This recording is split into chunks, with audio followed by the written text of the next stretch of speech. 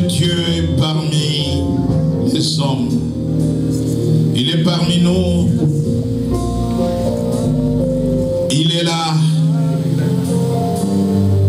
Je t'invite à réaliser cette présence à travers le Saint-Esprit de Dieu. Je t'invite à comprendre que tu n'es pas dans un lieu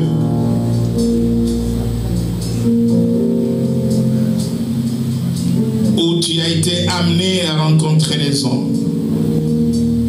Mais tu es venu dans la maison de l'Éternel,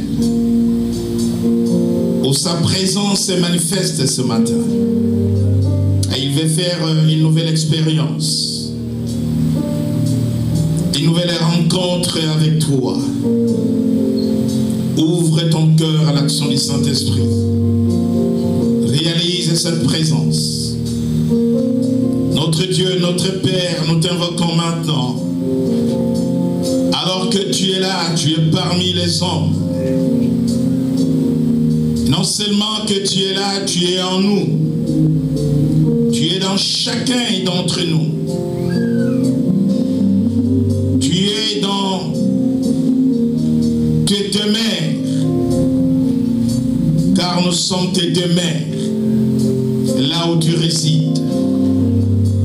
Voilà pourquoi nous voulons commencer maintenant à t'acclamer. Toi, vrai Seigneur, le Seigneur de toute l'éternité. Ta présence, oh Dieu, nous amène dans ta gloire. Que ton règne vienne, non, Jésus. Et la puissance de ta gloire, Seigneur, soit manifeste au milieu de nous. Nous t'élevons et nous t'invoquons, notre Dieu.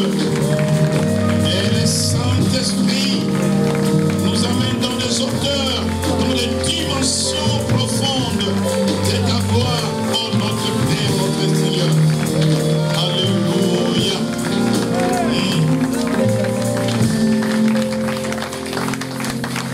Amen. Que la grâce et la paix de notre Dieu soient avec vous. Nous pouvons nous asseoir.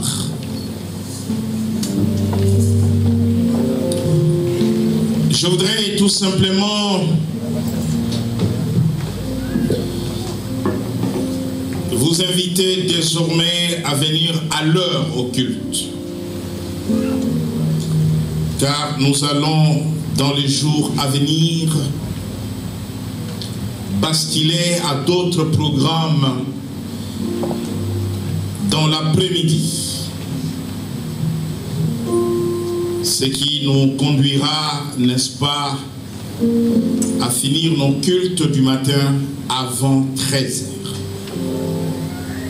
Amen. Amen. Et donc désormais, venez à l'heure, commençons le culte à 10h.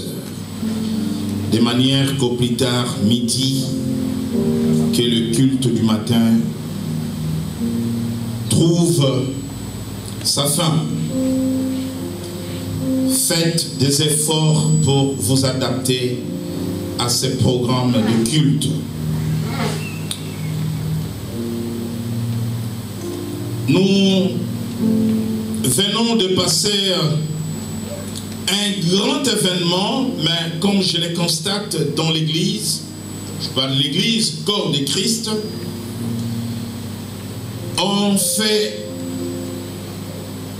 ou presque pas, de bruit autour de l'ascension. Et on en parle moins. Alors que l'ascension est un moment prophétique, une saison de la révélation de Dieu, et l'Église doit comprendre l'importance de l'ascension et comprendre pourquoi l'ascension. Et non non seulement que l'Église en parle peu, lorsque nous lisons les évangiles, les 4 premiers livres du Nouveau Testament, où la vie, le ministère de notre Seigneur Jésus-Christ sur la terre est bien relaté. L'évangile de Matthieu ne parle pas de l'ascension. Jean non plus n'en parlait pas. Marc en quelques mots. Seul Luc en parle dans son évangile et dans les actes des apôtres. Mais comprenez que l'ascension,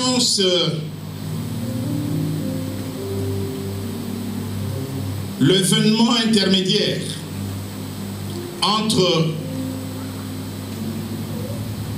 la résurrection de notre Seigneur et la venue du Saint-Esprit. C'est l'événement intermédiaire entre la Pâque et la Pentecôte. Et donc l'ascension intervient 40 jours après la résurrection de notre Seigneur. Et 10 jours plus tard, ou si vous voulez 50 jours à partir de la résurrection, nous arrivons à la Pentecôte que nous préparons d'ailleurs pour cette semaine qui commence. Comme vous le savez, le premier jour de la semaine c'est aujourd'hui, ce n'est pas lundi. Pour l'église, le premier jour de la semaine c'est le dimanche. Amen. Amen. Et la Pentecôte ne pas arriver au hasard, l'ascension, je voulais dire, ne pas arriver au hasard au 40e jour après la résurrection de notre Seigneur. Parlant de l'ascension, l'ascension c'est l'enlèvement ou l'élévation de notre Seigneur vers le Père, où nous disons qu'il se tient à la droite du Père et glorifié de toute gloire. Dans l'Ancien Testament, nous avons 2 personnages qui n'ont pas connu la mort, mais qui furent chacun à son tour enlevés, vivants. Il s'agit premièrement d'Enoch. Enoch fut enlevé. Et deuxièmement, Élie, le prophète Élie. Et vous savez que c'est au cours de son enlèvement que Élisée a arraché le manteau de manière à recevoir l'onction double qu'il avait demandé à son maître, son père Élie. Christ est ressuscité et entre la résurrection et son ascension, il est resté 40 jours parmi les disciples. Cela a une signification profonde. Avant que Moïse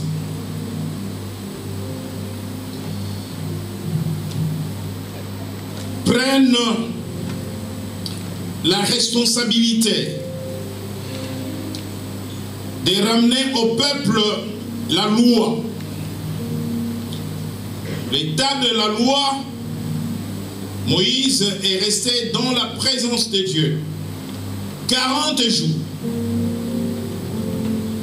gênant et priant. 40 jours, et les chiffres 40, c'est les chiffres de la révélation, de la vision dans la présence de Dieu. Et de même, le Seigneur lui-même, avant de rentrer dans le ministère terrestre, est resté 40 jours dans le désert à jeûner et à prier. Et donc pendant 40 jours, Moïse était à l'école du Seigneur pour être formé avant de venir transmettre la parole et ramener les tables de la parole au peuple. Et Jésus, avant de commencer son ministère, il est allé lui aussi à l'école du Père pendant 40 jours. La Bible dit que lorsqu'il est revenu du désert, il était revêtu de la puissance de Dieu. De même que lui-même a mis 40 jours pour se préparer, de même que Moïse a mis 40 jours pour être préparé, il a mis 40 jours après sa résurrection pour préparer l'Église, pour former les disciples.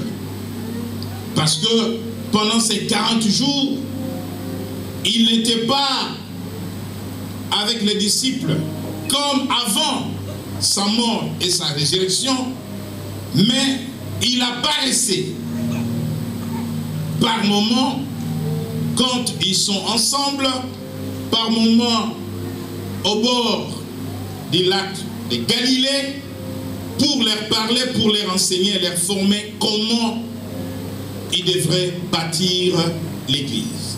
Voilà la signification de ces 40 jours. Mais dans Actes des Apôtres, Luc dit au chapitre 1er, verset 9, après avoir dit cela, il fit élever pendant qu'il les regardait, et une nuée les déroba à leurs yeux. Et ils avaient les regards fixés vers le ciel pendant qu'ils s'en allaient. Voici deux hommes vêtus de blanc leur apparirent et dirent: hommes galiléens, pourquoi vous arrêtez-vous à regarder au ciel? C'est Jésus qui a été enlevé au ciel du milieu de vous, reviendra de la même manière que vous l'avez vu aller au ciel. Donc l'ascension du Seigneur nous rassure aussi notre enlèvement, la même manière que le Seigneur a été élevé. De la même manière, la Bible dit qu'au son de la trompette, les morts en Christ ressusciteront premièrement, et nous, le vivant en Christ, nous serons enlevés pour aller à la rencontre du Seigneur dans les airs. Et donc, l'ascension a une importance capitale. Pourquoi? Parce que elle intervient 40 jours après la résurrection, et dans l'évangile de Jean, Jésus dit aux disciples: il est avantageux pour vous que je m'en aille, parce que si je reste sur la terre, vous ne recevrez pas ce que le Père avait promis. Qu'est-ce que le Père avait promis? Le Saint-Esprit. Donc je voudrais dire à l'Église, il n'y a pas de Pentecôte sans ascension. Jésus dit, il est avantageux pour vous pour que je monte. Parce que quand je vais monter, je vais demander au Père de vous envoyer ce qu'il avait promis. Voilà l'importance de l'ascension. Sans l'ascension, on ne parlerait pas de Pentecôte, Parce qu'il fallait que lui, il monte afin que le Saint-Esprit vienne sur nous. Voilà donc l'importance de l'ascension. Comprendre que c'est un événement intermédiaire entre la résurrection et la venue du Saint-Esprit, ou si vous voulez, entre la Pâque et la Pentecôte. Nous passons par l'ascension. Donc, cela n'était qu'un rappel en guise de notre calendrier liturgique évangélique à chaque événement important de la Bible. Il faut rappeler son importance, sa raison d'être au peuple de Dieu. Vous savez que nous préparons le fait de Pentecôte et nous vivons la Pentecôte au jubilé comme au jour de la Pentecôte de l'effusion du Saint-Esprit. La Pentecôte, nous ne cessons de le dire, c'est une saison de bénédiction, de visitation où Dieu nous amène toutes sortes de bénédictions spirituelles à travers le Saint-Esprit. Mais pour recevoir les bénédictions de Dieu et recevoir l'effusion du Saint-Esprit, le cœur doit être préparé. Le cœur doit être préparé. Voilà pourquoi nous voulons amener l'Église dans cette dimension de la préparation des vies et des cœurs, de l'intimité avec le Seigneur, pour que la semaine prochaine, tu ne passes pas à côté de tes bénédictions. Les bénédictions sont des promesses de Dieu. Dieu a promis de nous bénir pendant cette Pentecôte de toutes sortes de bénédictions, mais il veut que tu sois préparé à les recevoir et que tu ne passes pas à côté de cette saison. Vous savez que les opportunités spirituelles, les saisons de Dieu passent toujours et des fois ne reviennent pas. Et à chaque fois que nous avons ces opportunités, à chaque fois que nous rentrons dans une saison accompagnée des promesses de Dieu, nous devons, n'est-ce pas, saisir toutes les opportunités qui se présentent pour que nous arrachions nos bénédictions. Voilà pourquoi Dieu m'a mis à cœur de préparer le cœur de son peuple avec un message vraiment simple, mais profond pour rentrer dans cette saison de bénédiction de la Pentecôte. Ce message est intitulé « Comment guérir les relations brisées ». Comment guérir les relations brisées?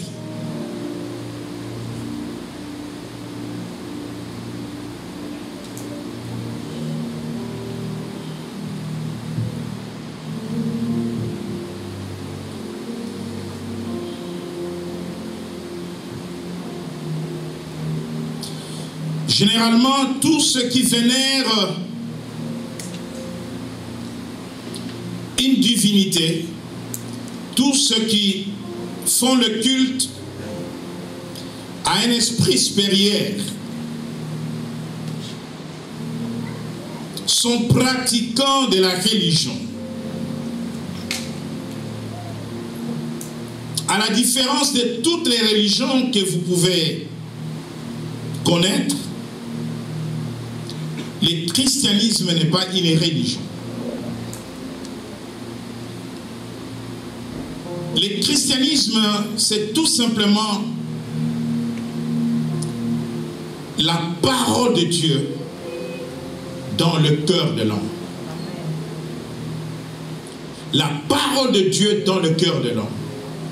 Le christianisme n'est pas une dénomination. Le christianisme n'est pas le nom de l'église. Le christianisme n'est pas le bâtiment où nous sommes rassemblés. Le christianisme n'est pas la manière dont nous voulons, avec des rituels, servir notre Dieu. Le christianisme est réellement la relation qu'a Dieu avec l'homme. L'intimité. Le christianisme, c'est l'homme déchu, restauré et redevenu l'homme créé à l'image de Dieu. L'homme qui a retrouvé la vie du Christ en lui. Le christianisme, c'est la manifestation de la nature de Christ dans l'homme. Le christianisme, c'est la manifestation de la vie de Christ dans l'homme. Le christianisme, c'est la manifestation des sentiments de Jésus, des émotions de Jésus, des attitudes de Jésus, des habitudes de Jésus dans l'homme. Et là où vous rencontrez toutes ces manifestations du caractère de Christ, de la manière de faire de Christ, de la manière de juger de Christ, de la manière de comprendre de Christ, dans l'homme, là où vous trouvez l'amour de Dieu dans l'homme, vous trouvez le christianisme. Amen. Le christianisme n'a pas d'autre définition, mais bien aimé, en dehors de ce que je suis en train de vous dire. Parce que Dieu ignore tout ce que nous pouvons embellir pour lui. Charnellement, émotionnellement, Dieu est toujours dans nos cœurs. Dieu est toujours dans nos pensées. Dieu regarde au cœur. Dieu regarde à nos pensées. Dieu regarde à nos motivations. S'il y a une chose qui intéresse Dieu, lorsque Dieu rentre ici, s'il y a une chose qui va l'intéresser, ce n'est pas la décoration de notre salle. Amen, amen. Ce n'est pas la manière dont nous sommes habillés. Et il ne sera même pas intéressé par nos danses. Alors que la parole nous recommande de danser pour lui. Nous devons louer Dieu avec des danses, avec des cris de joie. Mais ce qui va l'intéresser, c'est de regarder mon cœur, regarder ton cœur. C'est de regarder mes pensées, regarder tes pensées. Et dans le pensée de l'homme, ce qui va plaire à Dieu, c'est ce qui motive ce que toi tu fais pour lui. Il y a quoi derrière tes pensées?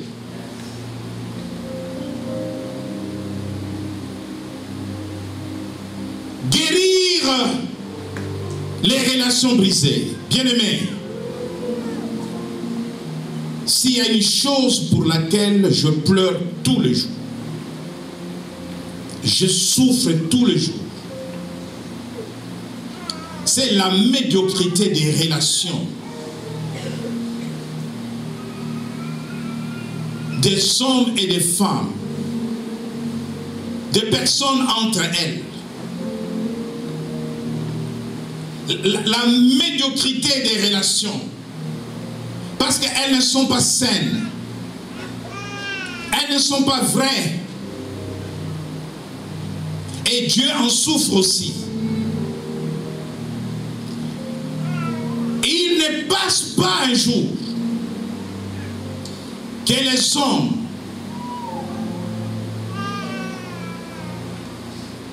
quel que soit l'endroit où ils sont, dans la famille, dans les couples, dans l'église, au travail, dans la cité, détruisent leurs relations. Détruisent les relations. Tous les jours. Des relations détruites. Des relations abîmées.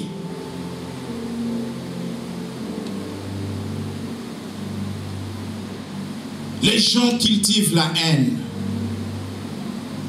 La méchanceté. Les gens cultivent le non-pardon, le refus de pardonner. Les relations des hommes sont tellement mauvaises aujourd'hui. Et je me pose à chaque fois la question de savoir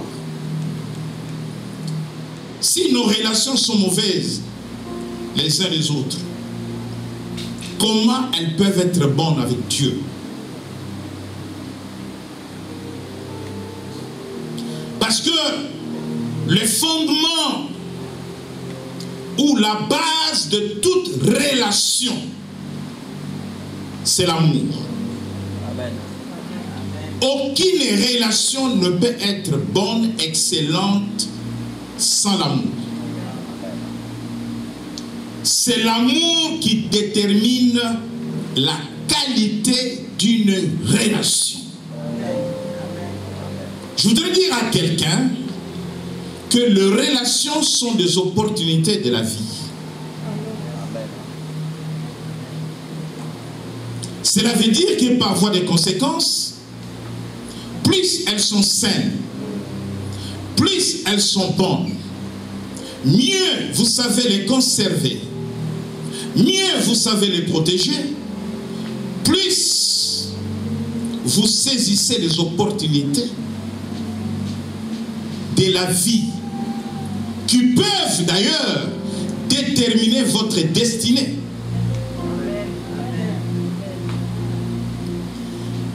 Et par ricochet, les mauvaises relations, les relations détruites, abîmées, vont aussi avoir des effets pervers sur votre destinée. Les relations peuvent vous ouvrir les portes lorsqu'elles sont bonnes, comme elles peuvent vous fermer les portes lorsqu'elles sont mauvaises.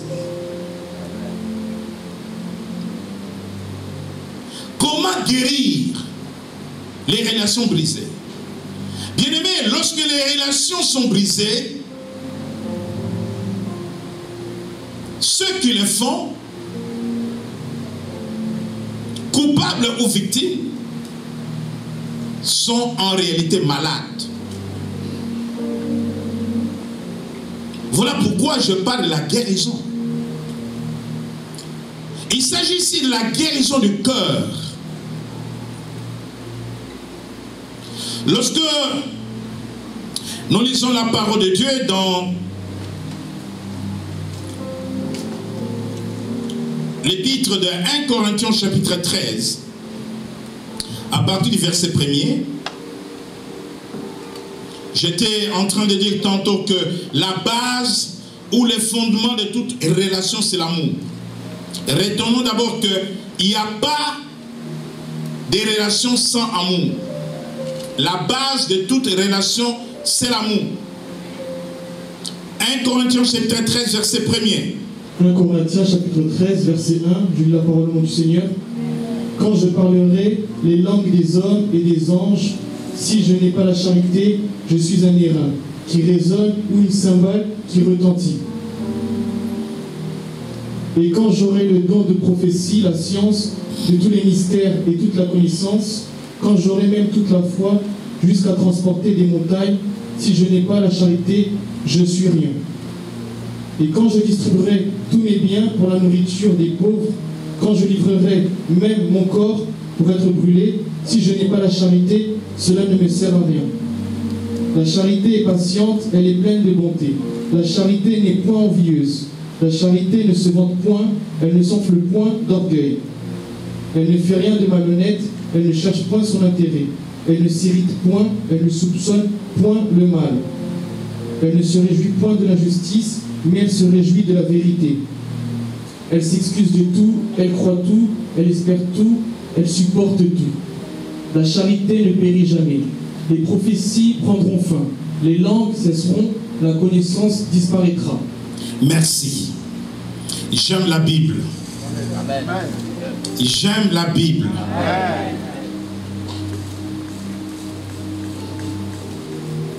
Parce que la Bible nous décrit tel que nous sommes.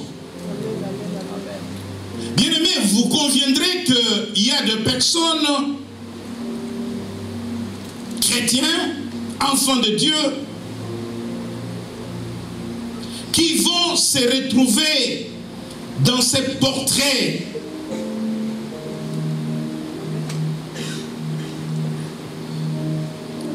ils ont des dons, ils prophétisent, et ils ont la connaissance, ils donnent aux pauvres,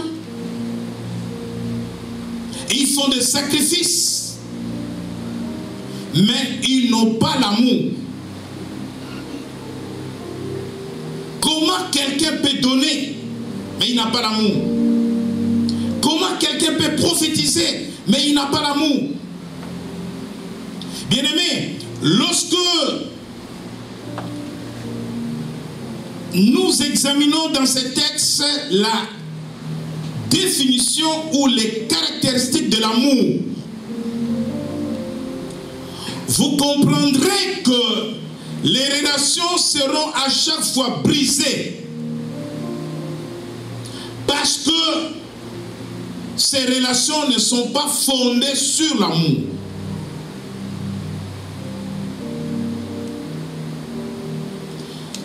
Si vous établissez une relation avec une personne, quelle que soit la faute que cette personne aura commise, quels que soient les problèmes qui pourra survenir dans votre relation, cette relation peut être sauvée, protégée, gardée, quels que soient les problèmes, si seulement si elle est basée sur l'amour. Pourquoi? Parce que l'amour excuse tout. Pourquoi? Parce que l'amour pardonne tout. Pourquoi? Parce que l'amour n'est pas enflé d'orgueil. L'orgueil ne règle pas un conflit. L'orgueil ne pardonne pas. L'amour n'a pas de calcul d'intérêt. La Bible dit ceci: l'amour est patiente, elle est pleine de bonté, elle n'est point envieuse, elle ne se vante point, elle ne s'enfle point d'orgueil. Elle ne fait rien de malhonnête. Lorsque quelqu'un te fait confiance, il compte sur toi dans votre relation. Et qu'un jour, il va se rendre compte que tu n'es pas honnête. Abus de confiance. Déloyal. Infidèle. Menteur. Escroc. Tu n'es pas intègre, tu n'es pas honnête. La malhonnêteté va briser cette relation. Donc, cela veut dire que tu n'aimes pas cette personne. Cette relation n'est pas fondée sur l'amour. Elle est fondée sur un calcul, sur un intérêt ou sur une autre motivation. Toute relation qui n'est pas fondée sur l'amour, toute relation qui est fondée sur une autre motivation autre que l'amour. Je suis avec toi parce que je vais obtenir quelque chose. Il n'y a pas d'amour. Cette relation-là sera brisée. cette relation-là sera détruite. Même dans le mariage. Je suis avec cette femme pour un calcul. Je suis avec cet homme pour un calcul. Ce mariage-là sera brisé. Cette relation-là sera brisée. Toute relation fondée sur l'amour ne peut jamais se briser. Amen. Pourquoi? À cause des caractéristiques de l'amour. L'amour ne soupçonne pas le mal. L'amour croit en tout. Même si je te mens, tu crois. Amen. À cause de l'amour que tu as pour moi. Amen.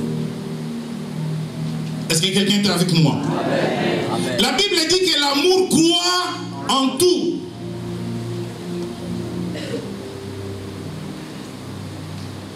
On dirait une femme qu'elle est idiote parce qu'elle croit en tout ce que son mari raconte. Non, elle n'est pas idiote. Elle aime son mari.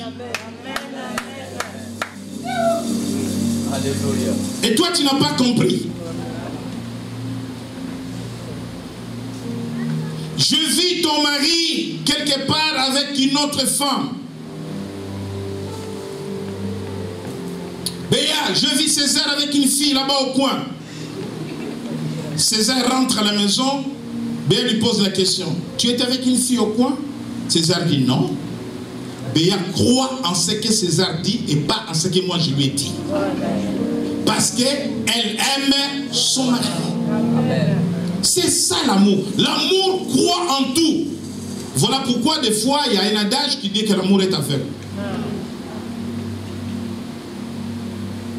L'amour ne discute pas des opinions. L'amour ne soupçonne pas le mal. La relation d'amour est dans la confiance.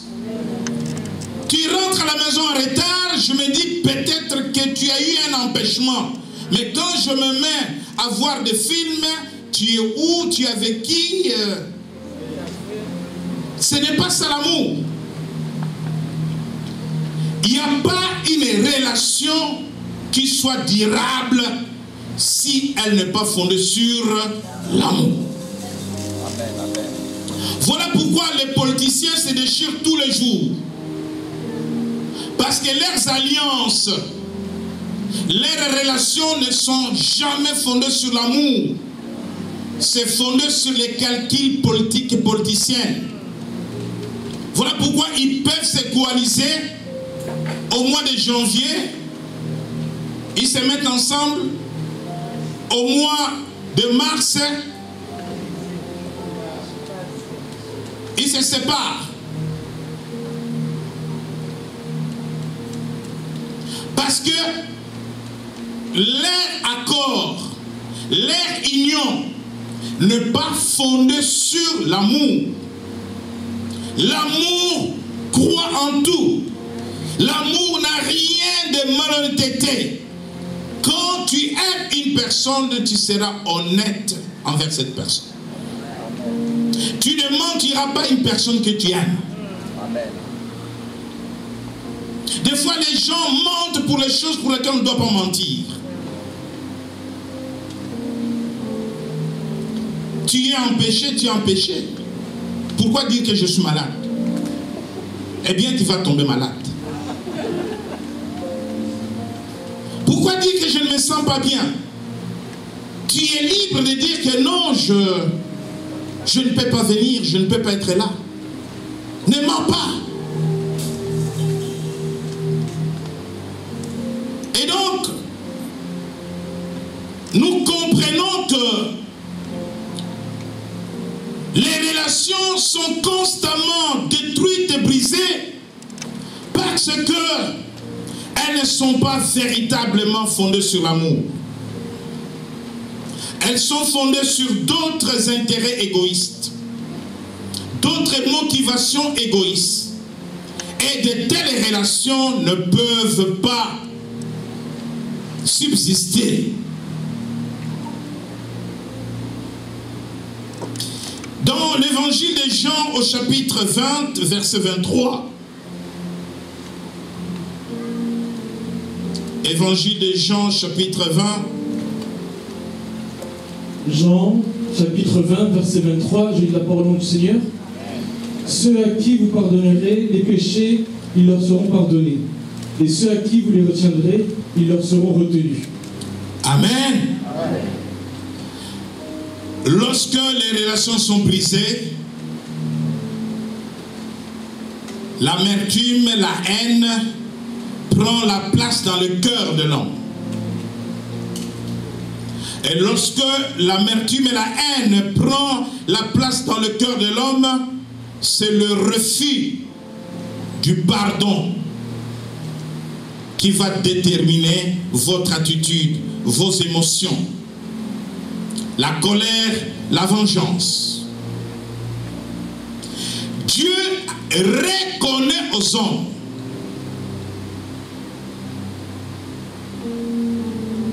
la Bible est claire là-dessus.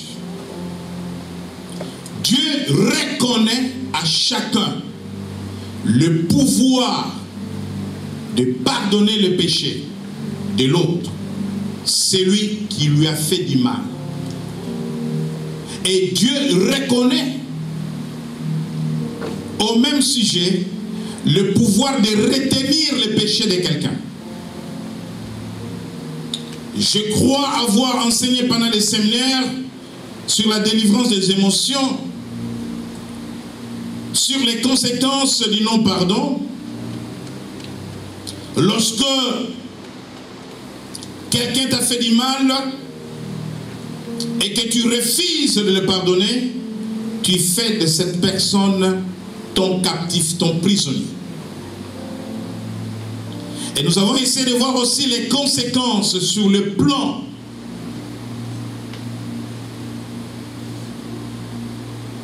de l'homme du refus du pardon.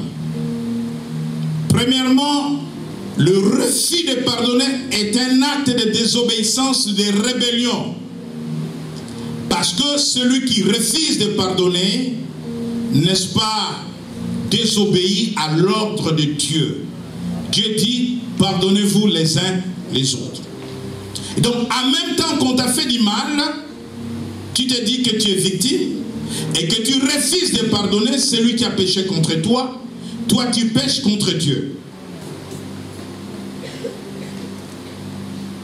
Parce que tu désobéis au principe divin qui voudrait que nous nous pardonnions les uns les autres. Pourquoi il est important de guérir les relations brisées?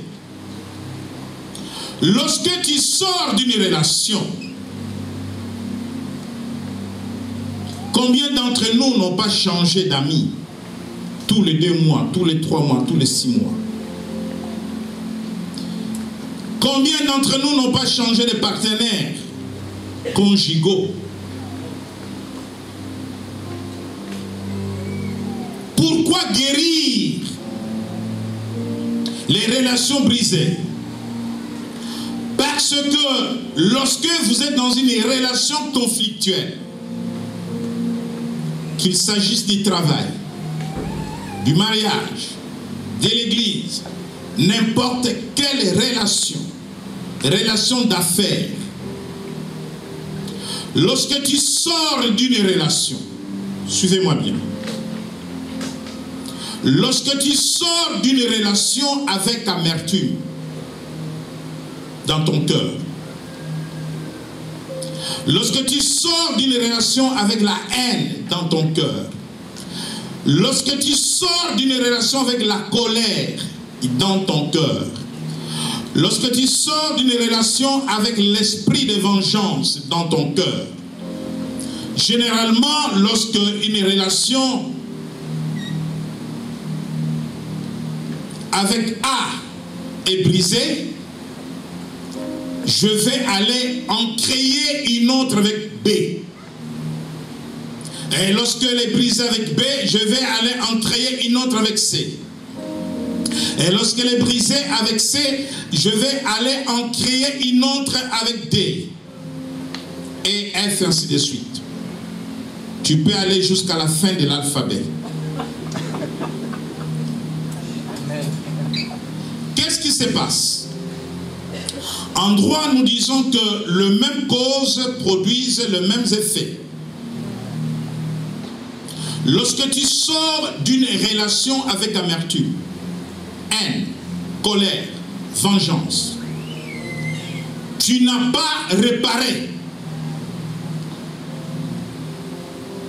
tu n'es pas guéri de ces brisements de la première relation. Tu vas créer une autre relation, tu vas rentrer dans une autre relation. Tu vas rentrer dans cette nouvelle relation avec le fardeau de la première relation. Ce qui va se passer, c'est que la deuxième relation que tu viens de créer, parce que les fondements de l'amour n'y sont pas, tu es rentré dans la deuxième relation avec l'amertume, avec la haine, avec la colère, avec l'esprit de vengeance. Tu vas construire la deuxième relation sur ces choses-là, le mauvais fondement. Donc, la première a été brisée faute de l'amour. Et la seconde ne sera pas basée sur l'amour non plus. Parce que les mêmes causes produiront les mêmes effets, tu connaîtras encore un échec dans cette nouvelle relation.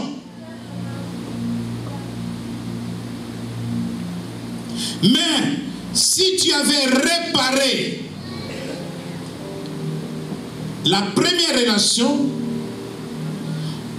on ne va pas obliger aux gens toujours de demeurer ensemble, mais il y a lieu de réparer et partir propre. Réparer, pardonner, se quitter dans de bonnes conditions. L'amour s'est manifesté parce que tu as pardonné, parce que tu as arrangé les choses. Et quand tu vas recréer une autre relation, elle sera recréée sur le fondement de l'amour, elle pourra être excellente. Voilà pourquoi les gens vont aujourd'hui de relation en relation, relation en relation, relation brisée, relation brisée, relation brisée, relation brisée.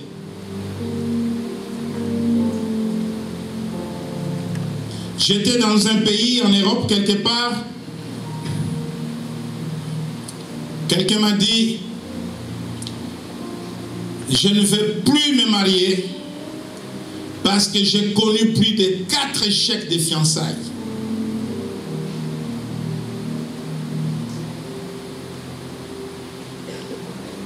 Je lui ai montré dans le livre de Deutéronome déjà que c'était un lien de malédiction. Et maintenant, il fallait en déterminer les causes de toutes ces malédictions. Si la première relation de fiançailles a été brisée, tu as escroqué une fille, tu as abusé de la confiance d'un homme ou d'une femme, la seconde relation de fiançailles connaîtra les mêmes problèmes que la première. Si tu supposes réussir cette seconde relation, mais les effets de l'échec de la première relation vont te rattraper dans le mariage.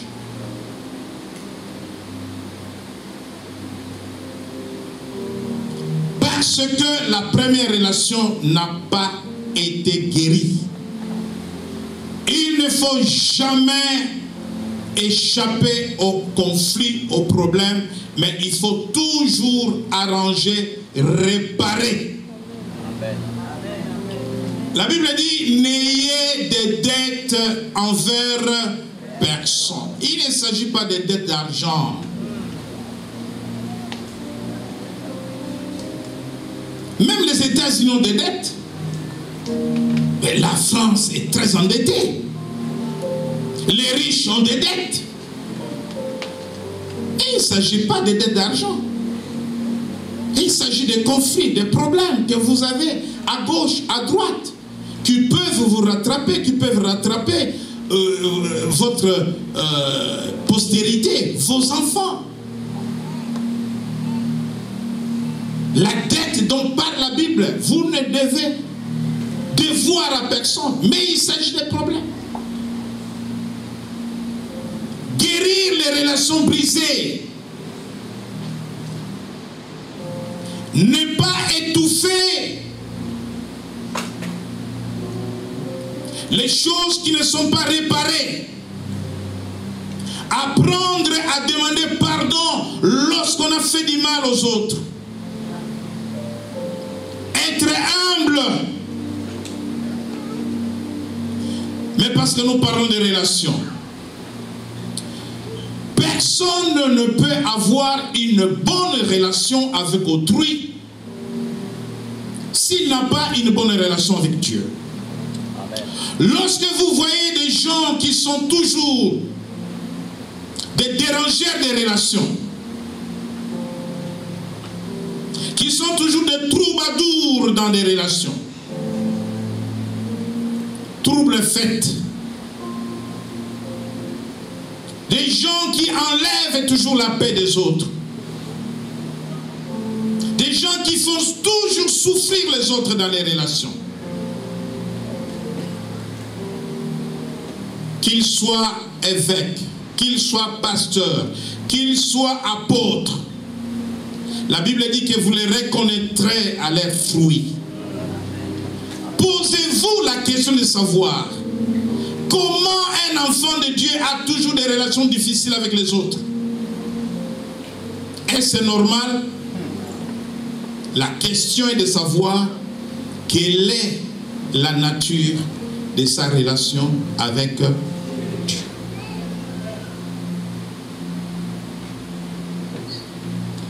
Si j'ai une bonne relation avec Dieu, j'aurai de bonnes relations avec les autres.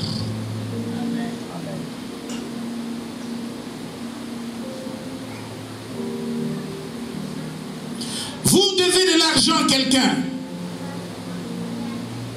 et vous en êtes conscient.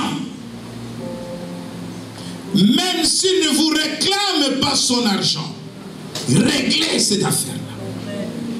Payez les dettes. Ne fais pas semblant comme si rien n'était. Ne souhaite pas sa mort. S'il meurt, tu donnes à ses enfants. Amen. Parce que la dette ne meurt pas.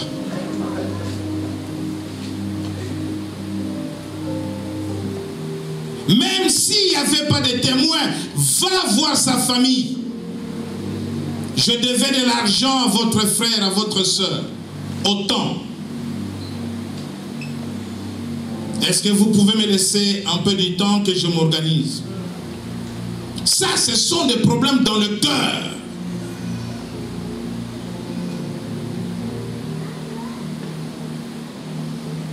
Assainir les relations entre les personnes. Il y a un remède que nous avons découvert avec ma femme pour guérir les malades dans les couples. Un remède. Et nous avons essayé de faire les tests avec ces remèdes, ça marchait.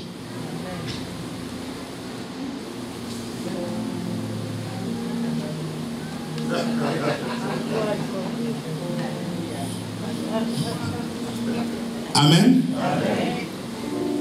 Un remède que nous avons découvert avec ma femme, la santé du couple, l'homme et la femme. La puissance de l'accord et de l'unité. Il y a plus de maladies dans les couples où il n'y a pas d'unité, où il n'y a pas d'accord.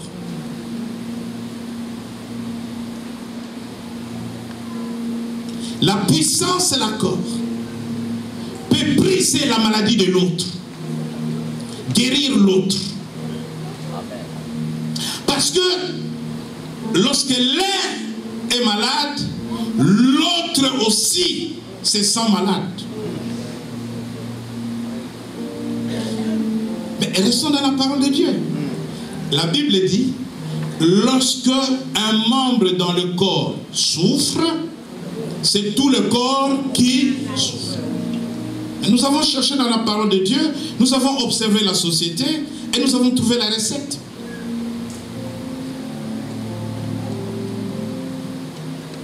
Vous savez que la guérison dans le corps aujourd'hui, il n'y a pas que les médicaments.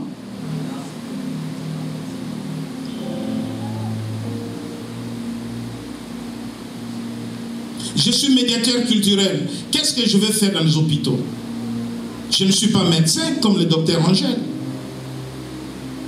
Pourquoi je me retrouve au milieu de médecins, de psychiatres, de psychologues et tout ça? Et moi, j'apporte aussi mon expertise. Parce que même la médecine moderne a compris que la guérison du corps ne dépend pas que du médicament. La puissance de la corps, lorsque un membre souffle dans le corps, tout le corps souffre. Lorsque la femme est malade et l'homme n'est pas concerné par la maladie de sa femme, il l'enfonce à la mort. Et vice versa. Et lorsque l'autre partenaire est concerné par la douleur, la souffrance de l'autre, ensemble, la Bible dit, lorsque vous êtes deux, et que l'un tombe, l'autre va le relever. Ecclésiaste. Mais si tu es seul, tu tombes, qui va se relever. Ça, c'est le secret des soins dans les couples. Plus vous allez souffrir ensemble, plus vous vous aimez, plus vous êtes unis, plus vous allez briser la maladie.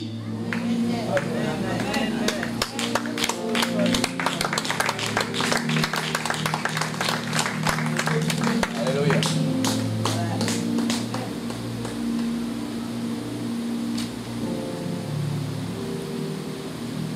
J'aime bien quand je suis un peu souffrant, que ma femme me prenne comme vraiment un bébé. Je te fais du thé avec du citron, je fais quoi? Attends, je vais te masser un peu les pieds et tout. Je dis, oh là là, quel médecin. Alléluia. Et vice versa, moi aussi, hein.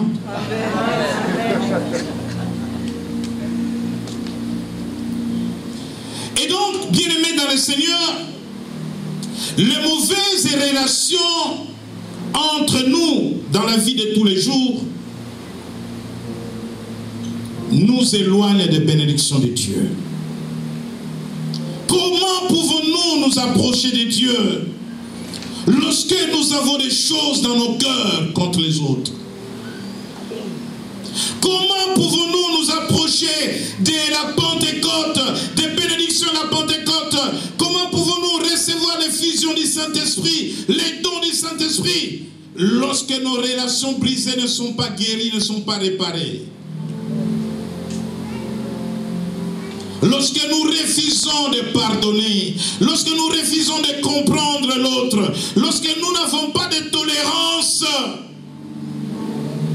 bien-aimés dans le Seigneur, nous avons une identité en tant qu'enfants de Dieu. Nous sommes chrétiens parce que nous sommes adeptes du christianisme. Mais le christianisme, c'est la vie de Christ dans l'homme. Christ a manifesté l'amour.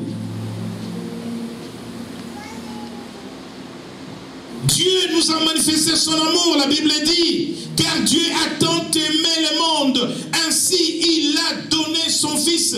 Il n'a pas donné sans l'amour. D'abord l'amour. L'amour est le fondement de toute relation avec Dieu, mais aussi avec les hommes. Je ne peux pas échapper aux mauvaises relations avec les autres et m'approcher de Dieu. Comme un saint, comme un homme irréprochable. Et Dieu dit, lorsque tu t'approches de l'autel, si tu as quelque chose à régler avec quelqu'un, laisse-la ton offrande. Mais l'autel, ce n'est pas l'offrande telle que nous le voyons là. L'autel, c'est l'autel de Dieu. lorsque tu t'approches de la maison de Dieu, lorsque tu t'approches du trône de la grâce de Dieu, lorsque tu t'approches de Dieu, comment nous pouvons être enfants de Dieu et avoir un cœur dur comme une pierre? Continuer à vivre au passé. Mais dans les relations,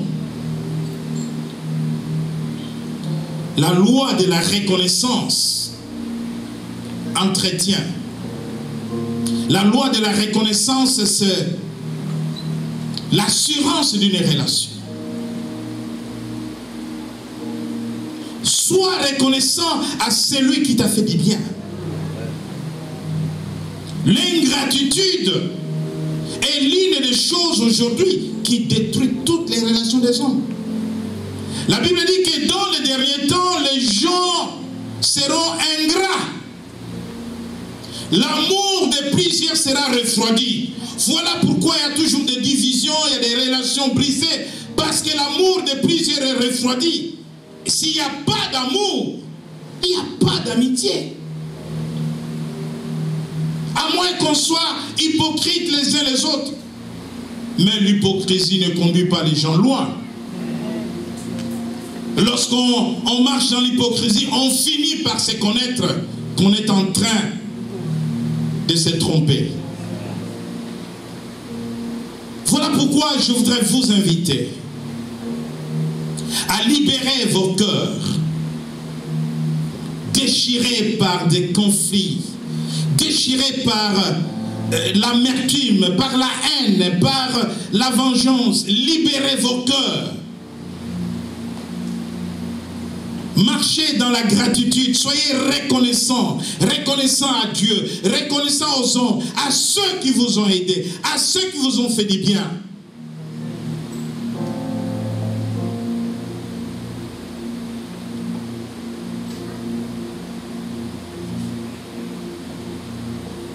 Tu es allé à l'université, mais sois reconnaissant au maître du primaire. Parce que sans lui, tu ne serais pas allé à l'université.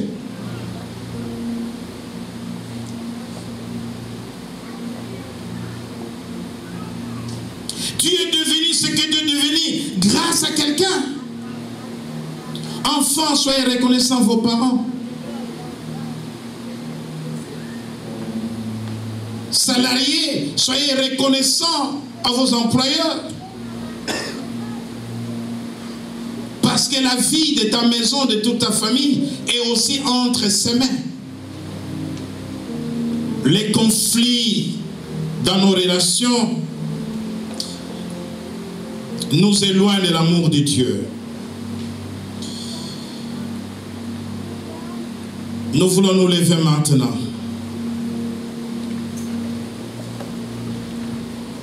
Dieu voudrait guérir le cœur.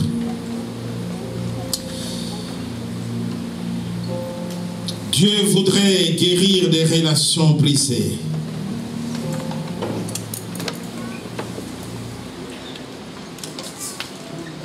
Payez vos dettes.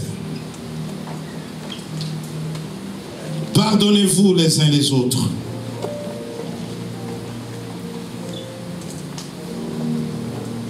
Vous ne pouvez pas être enfant de Dieu et ne pas vous parler. Vous ne pouvez pas être enfant de Dieu et refuser de vous regarder. Avant de prier, je voudrais vous dire quelque chose.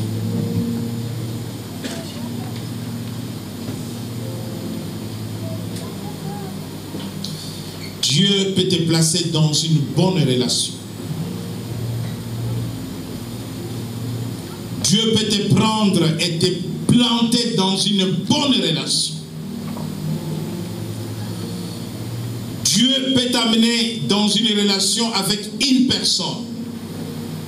Parce que Dieu utilise toujours les hommes pour les hommes. Il y a des relations qui sont détruites par Satan et par les sorciers. Lorsque Satan sait que ton avenir dépend de cette relation-là, que ta destinée dépend de cette relation-là, il vient te déloger. À cause de tes faiblesses, de ton manque d'amour, Satan va intervenir dans la relation qui devrait t'amener loin dans ta vie, qui devrait t'élever, qui devrait t'ouvrir des portes.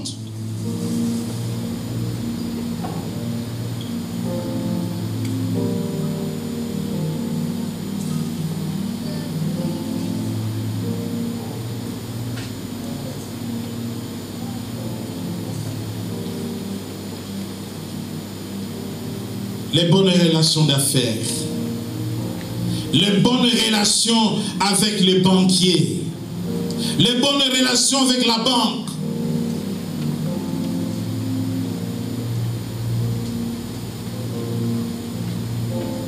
Sois honnête avec ton banquier et Dieu l'utilisera pour t'aider financièrement. Tu es en rouge, il t'appelle, tu décroches pas le téléphone. Malhonnête. Réponds-lui, va le voir, parle avec lui. J'ai des difficultés, laissez-moi le temps, je vais régler. Je vais couvrir mon compte. Sois sérieux. Et avec une bonne relation. Comme celle-là. Tu ne souffriras de rien financièrement. Il y a des gens qui souffrent financièrement à cause de la malhonnêteté, des mauvaises relations avec les banques. Des mensonges inutiles.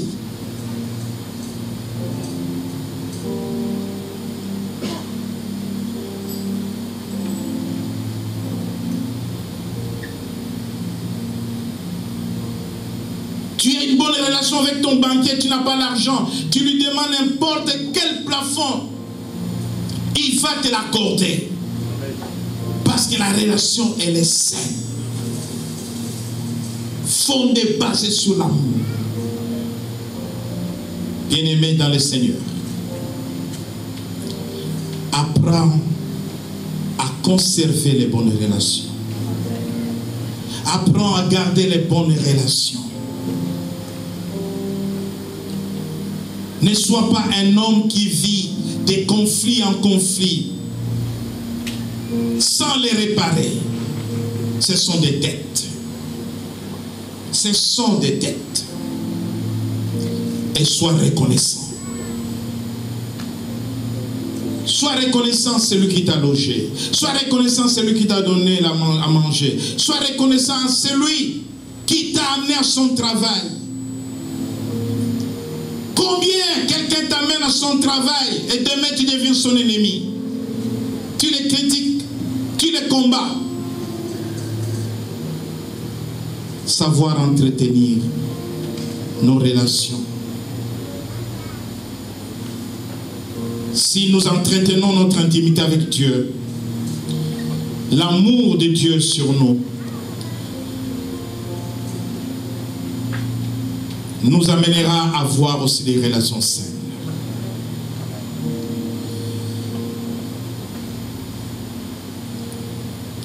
La saison de la Pentecôte, c'est une saison de bénédiction. Nous avons beaucoup prié depuis ces 40 jours de jeûne et prière pour que le peuple soit visité et béni. Dieu m'a demandé de venir préparer le cœur du peuple aujourd'hui. Avant que mercredi 5 arrive pour commencer la Pentecôte. Prépare ton cœur au pardon. Prépare ton cœur. Ôte la haine, l'amertume, la vengeance, la colère, l'animosité.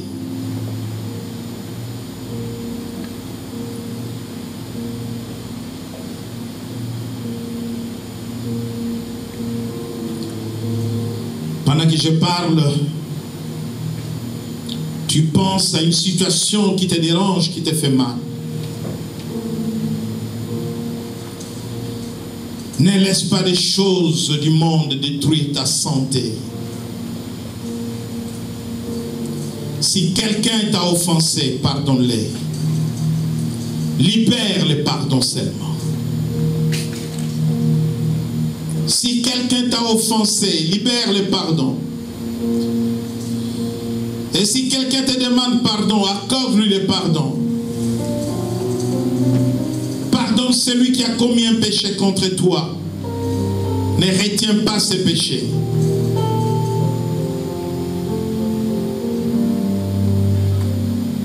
Il est possible de restaurer une relation qui a été brisée en s'humiliant, en allant vers l'autre, en se pardonnant les uns les autres.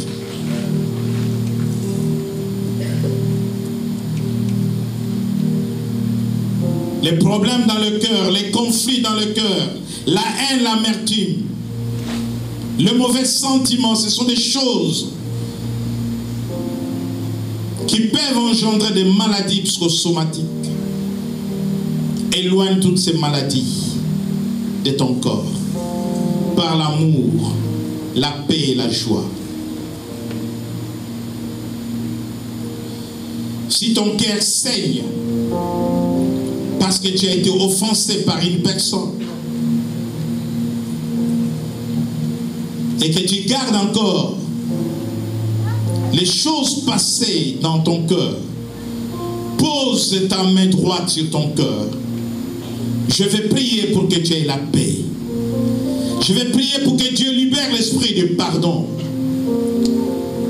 Je vais prier pour que tu reçoives une guérison intérieure maintenant. Ton cœur saigne parce que tu as été victime de la malhonnêteté des gens. Tu as été victime de l'ingratitude des gens.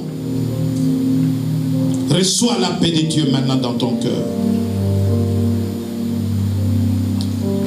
Père redoutable, tu as vu toutes ces mains posées sur le cœur. Parce que le cœur saigne. Parce que le cœur souffre de déception, de trahison, de l'ingratitude, oh Dieu. Répands l'esprit de pardon dans ta maison, Seigneur. Répands l'esprit de pardon dans le cœur, Seigneur. Et que celui qui a le cœur brisé, déchiré, Jésus, toi, tu es venu guérir ceux qui ont le cœur brisé. Tu es venu guérir ceux qui ont le cœur déchiré. Accomplis cette guérison maintenant dans le cœur. Restaure de bonnes relations détruites par le diable, par les mauvaises motivations, par le manque d'amour, et que tu accomplisses dans la vie de chacun de nouvelles relations bonnes, saines, basées sur l'amour, des relations d'opportunité où les portes s'ouvrent, où ton peuple avance et perce. Que la grâce et la paix de Dieu vous soient accordées dans le nom de Jésus, à la gloire de notre Père. Amen. Amen. Personne n'est comme lui. Personne n'est comme lui. Personne.